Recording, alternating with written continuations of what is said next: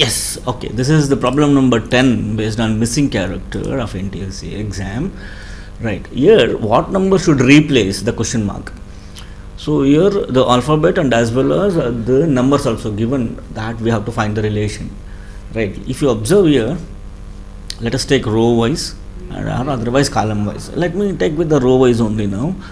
So what number should replace the question mark? 3, 8, 24, 7, 21, 3, 4 something is there. Now we have to find this, right? Now to get 24, see what we can do, we can multiply 3 8s are 24, right?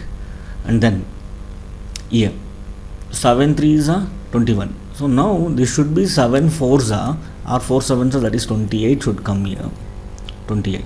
But here what is happening, C D E, it is consecutively, it is moving, right? So let us observe here, C D E, it's here, C D E. Now I, let us take I.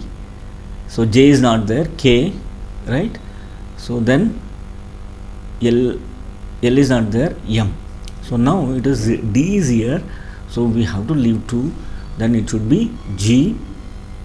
So then 1 2, you should leave 2, then it should come J only, right? See, now the answer is 28G.